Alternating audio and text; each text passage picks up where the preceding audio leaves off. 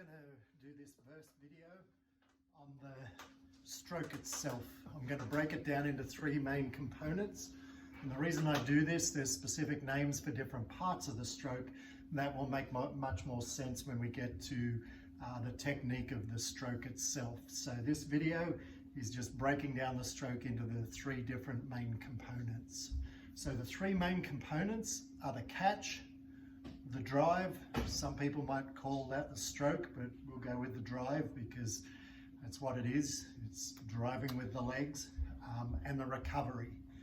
Sometimes people may talk about the extraction, which is at the end of the drive, but really that's only pertinent if you're in a boat itself. So on a rowing machine, doesn't really make too much sense to talk about it. So the three main components I'm going to talk about are the catch, the drive, and the recovery.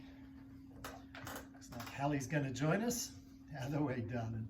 Out of the way. Come on, over here.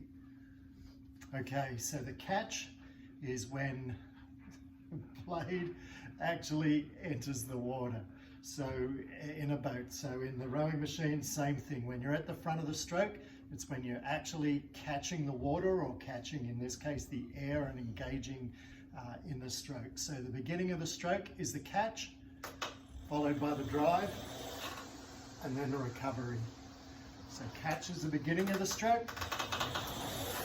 The drive is when you push through with your legs, no pulling, we'll get to the technique later.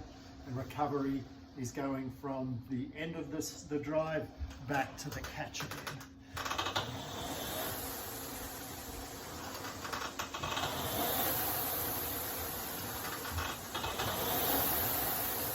So that's it. That's all I wanted to talk about this time. The catch, drive, and recovery. And we will tell you and describe why it's called the recovery later. And that is very pertinent to the technique of the rowing stroke. So that's it for the moment. We'll talk to you a bit later.